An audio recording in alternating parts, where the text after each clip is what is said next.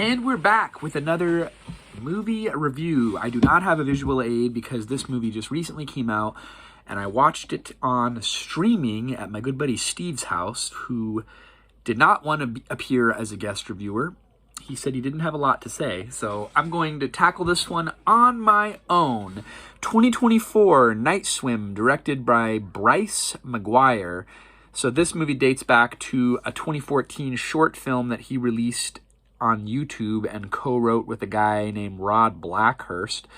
The short story that he wrote garnered critical viral acclaim as it spread on YouTube.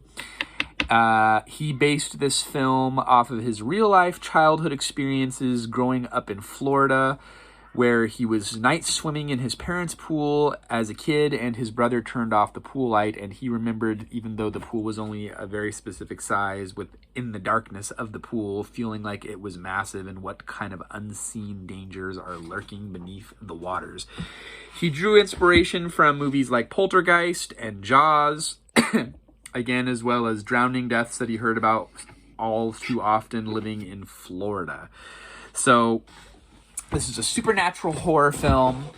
I could see it playing off of another movie. But it does not pass as a Midwestern house and a Midwestern pool. The main character, I didn't recognize any of these actors, and I didn't write any of their names down. The main character, the father, is a guy suffering from what I believe is MS, and he was a former Milwaukee Brewers player, and I believe the film is set in Wisconsin, although the neighborhoods, if you grew up in Southern California like I did, the pool style and the house style is purely greater Los Angeles County. Specifically, the film was shot in Altadena, which is just right next to the Pasadena area, and houses of this size are in the much more well-to-do parts of LA County, and they are passing it off as Wisconsin, which clearly to me it wasn't, because of this mid-century pool looks exactly like the mid-century pool that I grew up with in Orange County at my parents' house in Anaheim.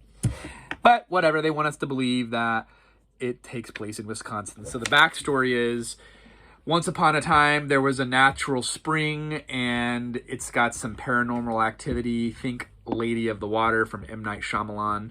And this movie kind of plays out like a bad M. Night Shyamalan movie. Critics hated this film. It has a 43% Rotten Tomatoes score.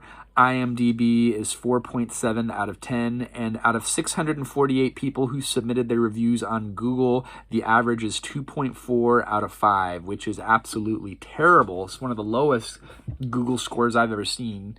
I feel like a lot of times they're in the 3 to 4s.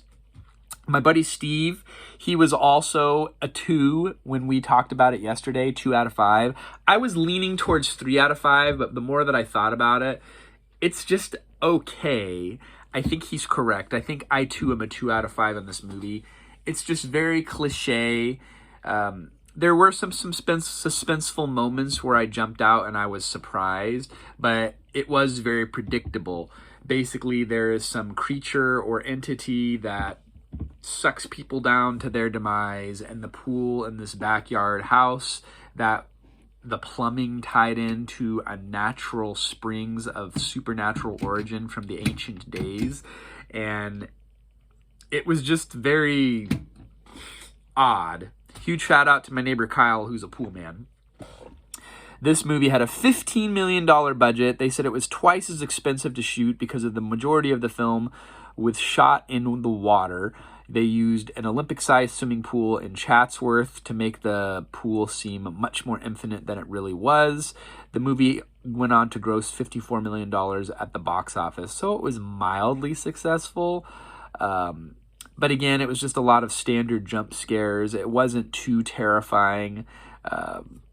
It just was not believable. They did pay homage to the original Amityville Horror, because when there's some suspicious circumstances going on at the pool, the alarm clock on the nightstand rolls over to 3:04, and if my memory serves me right, in the original Amity Horror with James Brolin, something similar happens when there's some sort of witching hour. The camera pans over to an alarm clock that also rolls over around 3 a.m.